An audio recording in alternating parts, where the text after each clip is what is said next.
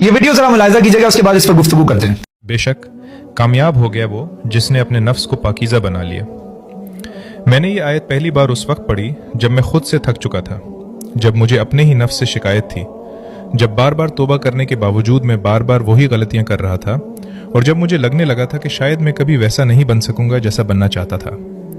फिर मेरी नज़र सूरत शम्स पर पड़ी। मैं पढ़ता गया, अल्लाह ताला सूरज की कसम खाते हैं, उसकी रोशनी की कसम, चांद की कसम, दिन की कसम, रात की कसम, आसमान की कसम, ज़मीन की कसम, और फिर नफ्स की कसम। मैं रुक गया। मेरे दिल में सवाल आया, या अल्लाह इतनी किस्में क्यों? आखिर इतनी बड़ी बात क्या होने वाली है?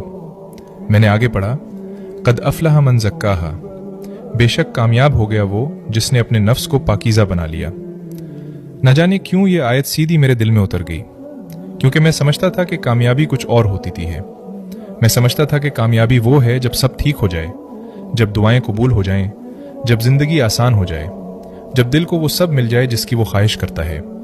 मगर यहाँ अल्लाह ताला कुछ और फरमा रहे थे।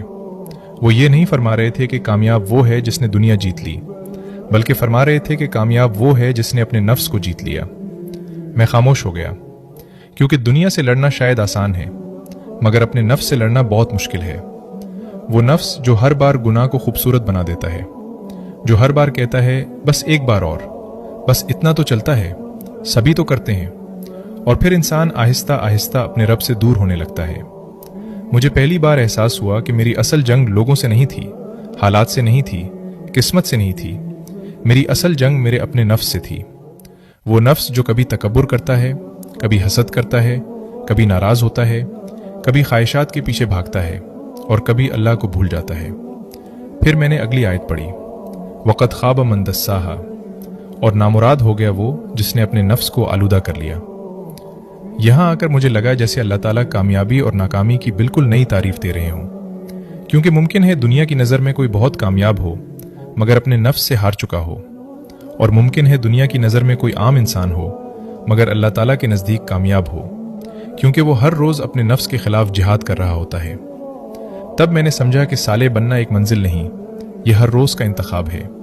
हर रोज़ अपने नफ्स के मुकाबिल खड़े होने का नाम है, हर रोज़ अल्लाह को चुनने का नाम है, हर रोज़ गिर कर दोबारा उठने का नाम है। आज जब मैं ये आयत पढ़ता हूँ तो मुझे अपनी कमज़ोरियाँ याद आती हैं, अपनी लग़ज़शें याद आती हैं, अपनी नाफरमानियाँ याद आती हैं, मगर साथ ही एक उम्मीद भी जागती है कि शायद कामयाबी कामिल होने में नहीं, बल्कि अपने नफ्स को हर रोज़ अल्लाह ताला की तरफ वापस लाने में है। मैं अभी मुकम्मल पाक नहीं हुआ, मैं अभी भी लड़ रहा हूँ।